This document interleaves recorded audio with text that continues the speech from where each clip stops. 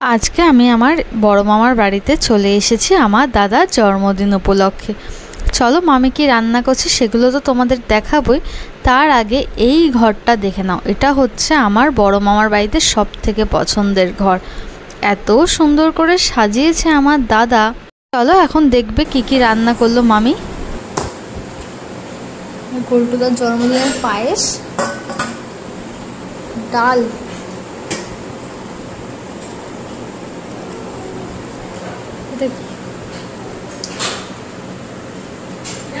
কুমড়ো বেগুন ভাজা, না পিঁপড়া নেই একটাতেও, না এটাও ডাল।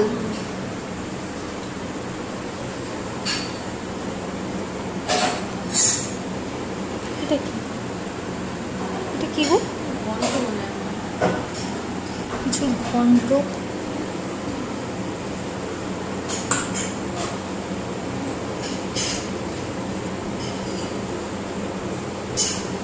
মাছের ঝোল।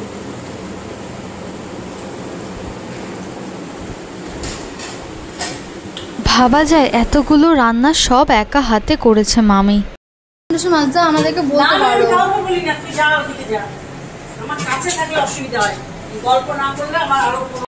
এখানে অনেক কিছু মিসিং, পোলাও, মটন, আরো অনেক কিছু।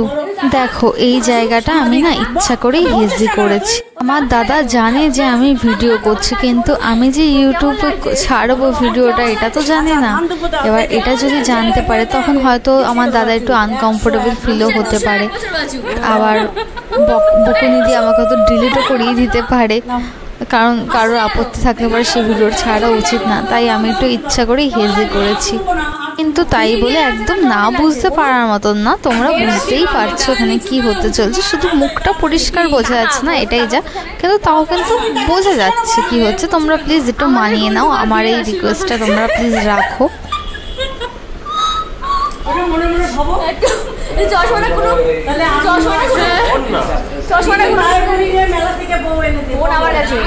সোনার আংটি আংটি কোথায় গেল? সোনার আংটি পড়নি কেন? হ্যাঁ সোনার আংটি পড়বে তো। হ্যাঁ বাবা কোথায় গেল? আর ব্রেসলেট, ব্রেসলেটটা কোথায়? নিয়ে আসো যাও। আর এখন বের করা যাবে না। তাহলে আর কি হলো? মনে নেই। ও মা